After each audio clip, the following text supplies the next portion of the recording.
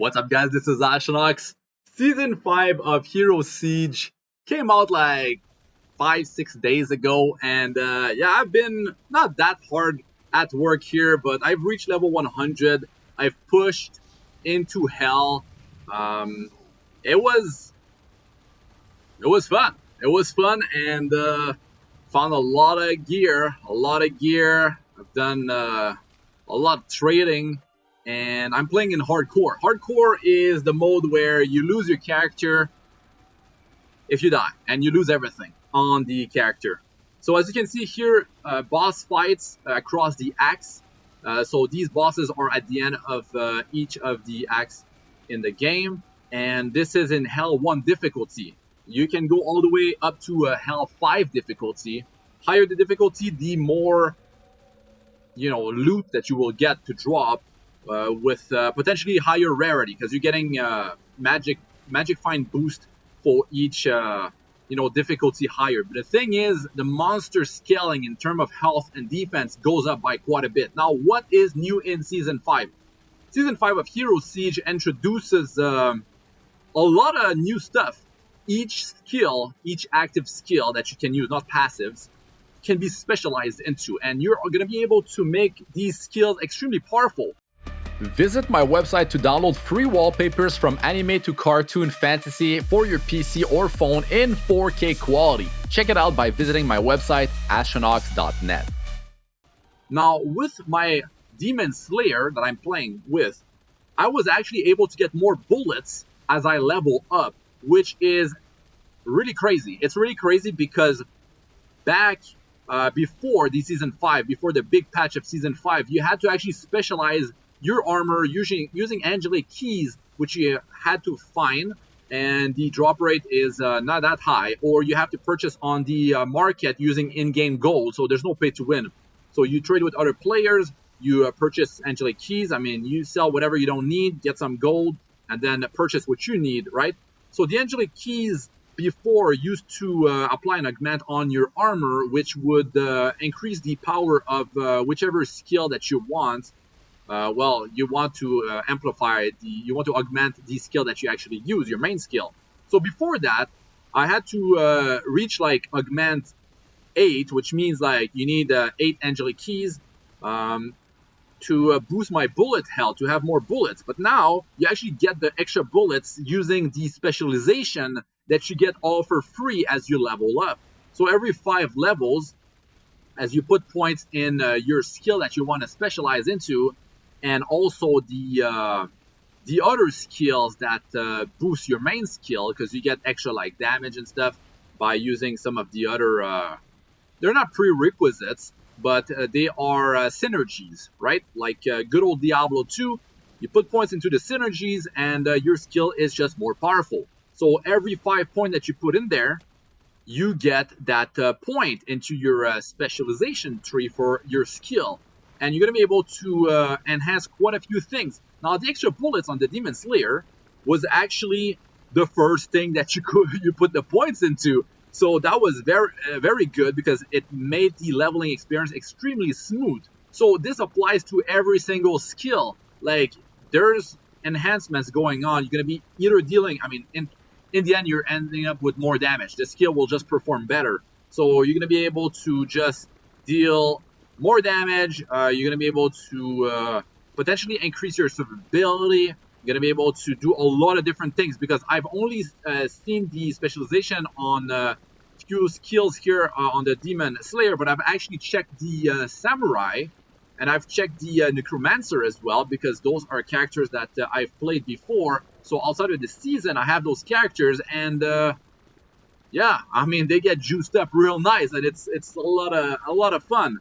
So actually, the Samurai is so fun, because I was doing some tests on the target dummy in town, and real quick, and I noticed, like, man, his damage skyrocketed since that update. And I'm actually leveling a Samurai in hardcore in Season 5, because it's looking real fun, guys. It's looking real fun. So my Samurai is already like level like 40 or 50, but it takes no time to level more characters when you already started and you have a nice amount of like gear, some gold, so you can just, you know, purchase from the auction house whatever you're missing, and you're going to be able to transfer some. If you're building a character that uses the same, you know, element, like this Demon Slayer is physical based, so if I build a samurai, which is physical based as well, I can just sort of like transfer the gear over, minus like, I mean, the weapon, which is here a pistol, so I would have to use a different, maybe like a melee weapon.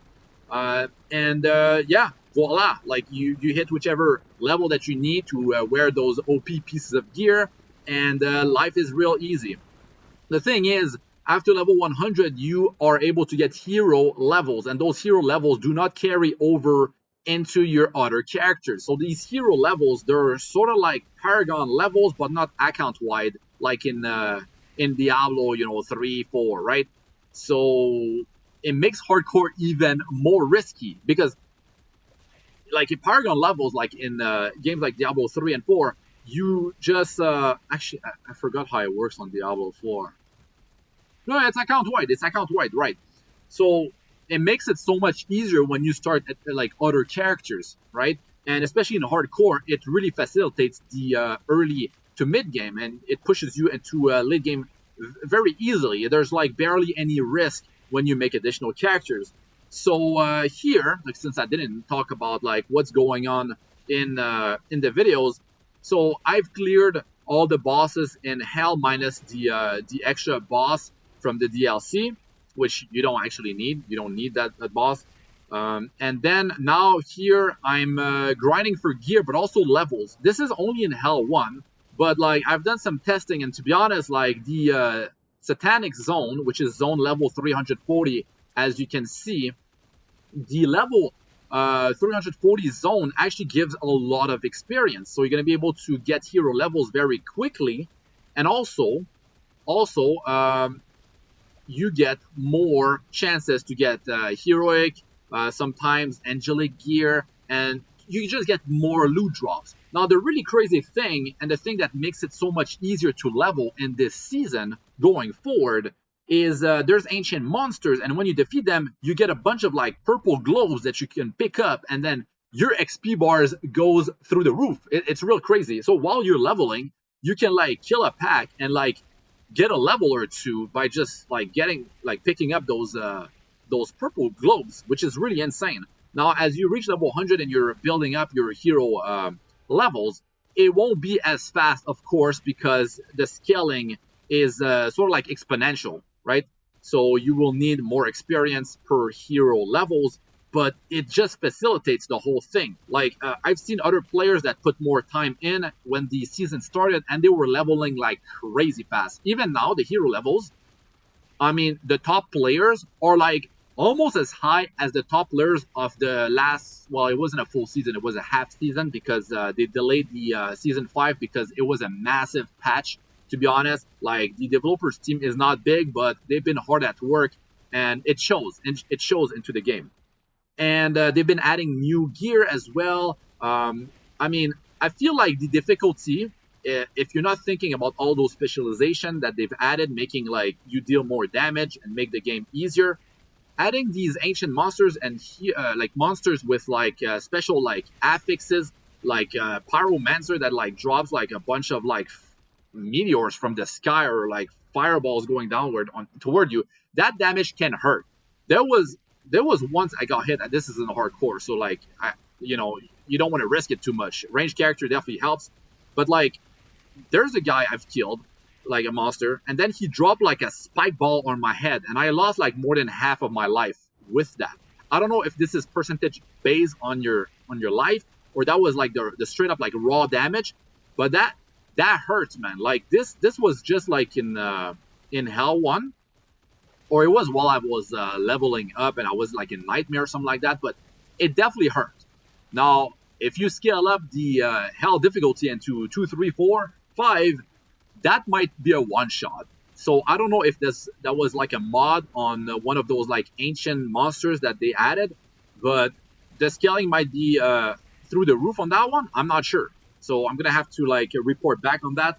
But you definitely don't want to stand in bad stuff. That is the usual deal in you know, ARPGs, unless you have something that gives you immunity, like let's say like Diablo 3, you have like a poison immune necklace, arcane immune necklace, like that actually heals you when you stand in it. But usually you don't want to stand in the bad stuff. You want to get out of there. And also thinking about like those zones that are dangerous to stay into, you basically are easily able to see those things on the floor. Now it really depends on which build you're playing. Some builds are like crazy, like you're gonna have like like if you're a spellcaster with a lot of cast speed, you're just gonna like be dropping like a bunch of stuff on them, and the screen might get cluttered. But the really good thing is that this has been in the game for long, but you're gonna be able to bring the opacity down on your spells, which means like you can basically make your spells invisible, which means you're gonna be able to see what's going on the screen. So very helpful for survivability. You can put opacity at like 10, 20%, 30%, so at least you see them drop, like you see your skills go off, but at least it's not going to be like covering your whole screen, which is very useful. And I wish like other ARPGs did that. It's quite a simple implementation, but it's actually very helpful, especially in hardcore. You're like pushing like a high difficulty zone and you don't want to get like one-shotted. This helps a lot. Now, like I said, I'm building a samurai. This is my demon slayer. I've just like breezed through all the hell bosses. Only difficulty 1, but like the ladder just started, guys. Like the gear that I have is nothing crazy. I would say like I have mid game type of gear, but even like there's so much grinding that can be done, so much gear upgrade that I can get. I'm not even close to late game, to be honest. Like not even close. I would say that maybe the start of mid game, because I don't know if I would say that. Like I've reached 100, which is definitely not hard to do. Like you can definitely do it very easily. It's just a matter of like few hours, especially in softcore. You can take more risk. You can breeze through this thing. Even if you lose, if you go down, it's fine in softcore. So you can take more risk and push the bosses faster, which means you're gonna reach higher level zones faster, and you're just gonna in turn level faster, right? But really, those ancient monsters dropping those purple globes, man, like it levels you quick. It really levels you quick. And I mean, I'll be making like tip videos, guides, and all that, but there's easy ways to just level very, very fast while you're solo. By the way, this game, like if you don't know, you can play 4 players, you can play in multiplayer, you can play actually offline, which is a godsend. Like there's a lot of players, man, they don't want to be online, forced to be online all the time, right? Like you want to like, I don't know, you have your laptop, you don't have internet, whatever. You like, you don't want to have that as a requirement. And yeah, you can just play offline. They have local co-op as well now, which is really cool. That was actually added in this. I mean, it came back because it used to be in the game before. This game, they've been working on it for over 10 years, and I had it since the original version, and the game changed a lot. Like a lot. It's completely a different game, to be honest. At least players can still go back to the old game if that's what they prefer, by reverting back to the old patches in Steam. So it used to be like a roguelike like before. So this game actually, like, you can dodge stuff while you're attacking. It doesn't matter if you're a melee character or you're ranged. You can just move with the keys, ASWD keys. I mean, there are different ways to play your character. I'm sure you can play with a gamepad. Actually, I've played with a gamepad in the past, and it plays real nice. I mean, it depends on the character that you're playing, right?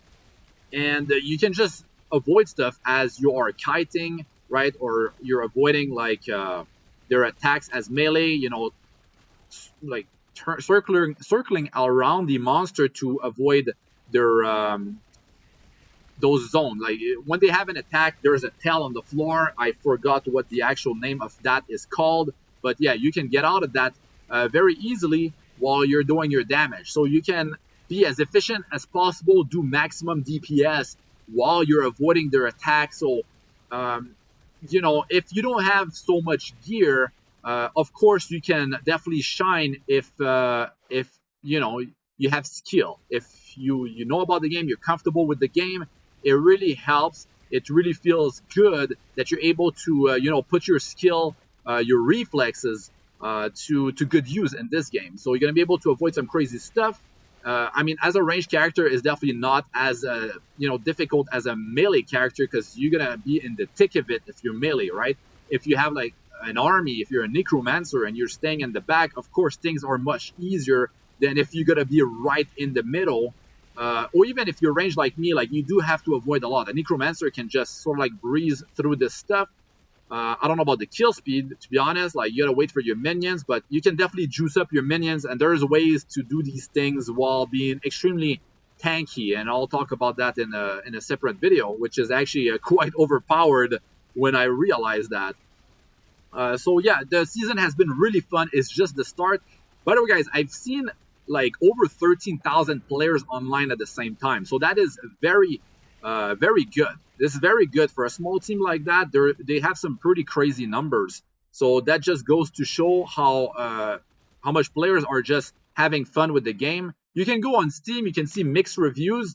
A lot of that is because it's returning players that used to, you know, play the roguelite version, and they're not happy about the fact that this became like an Diablo-like ARPG, which is very different. But like I said, at least they can go back to the old versions. So there's that. But of course, the multiplayer with secure servers, that's gone, right? Because like the servers now, they're running the new version. So there's that. Also, if you are interested in this game, wait for a promotion. It's the holidays, guys. Put this game on your wish list on Steam, and you can get like a 90% off, which means the game's going to be under $2, right? And then you can purchase the DLCs if you want to unlock more classes, because there's 22 classes in this game, which is ridiculous. I've got everything unlocked. There's an expansion giving you access to another act. You don't need that. You don't need to actually get that.